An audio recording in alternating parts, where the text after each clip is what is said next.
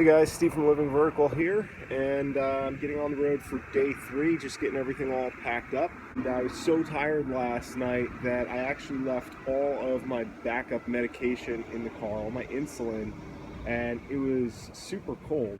I was freaking out, so I put on the least possible amount of clothing that I could to safely come outside and check, and fortunately my insulin was okay. But I have a full day of driving to get to. The price of gas is $1.69. One of the nice things about fuel being so affordable here is that I can actually afford to tank up on high test and get a little bit better mileage, a little bit better output from the car. So I'm excited for that.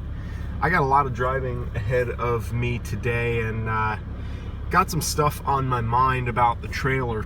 So tomorrow morning I am going to get up at like 5 a.m. and I'm going to drive over to the Scamp trailer dealership, and I'm going to pick up my new home. The only thing that is concerning me, aside from just the obvious logistics of the cold and getting there on time, is the fact that I have not seen this trailer yet.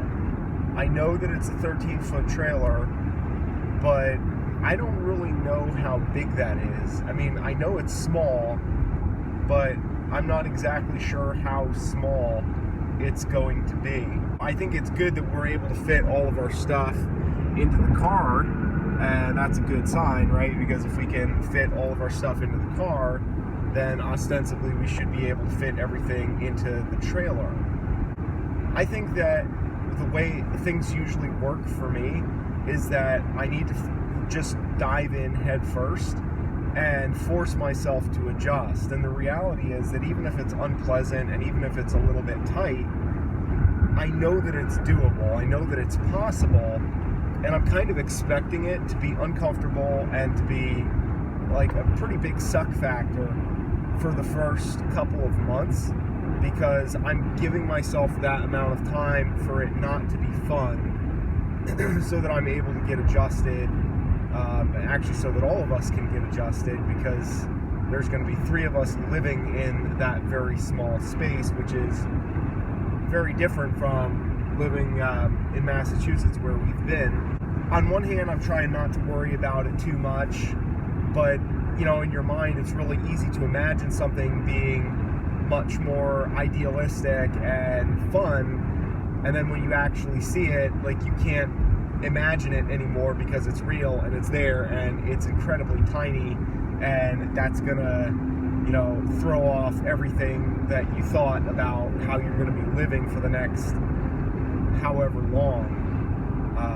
I know a lot of people, when they start out doing this kind of thing, usually go the opposite way and usually start out with something that's really big. They get the biggest possible thing, trailer or RV that they can afford.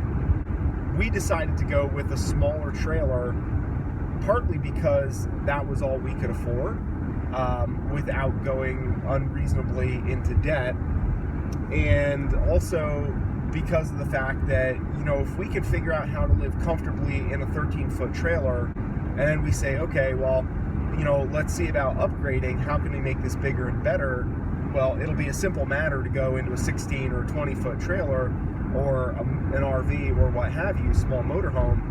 That's not a problem to do that. That's kind of what I've been wrestling with on this drive, is trying to be okay with the fact that I don't know exactly how big 13-foot trailers feel in reality, and that it's going to be big enough, whatever it is. Even if it's tiny, it's going to be big enough.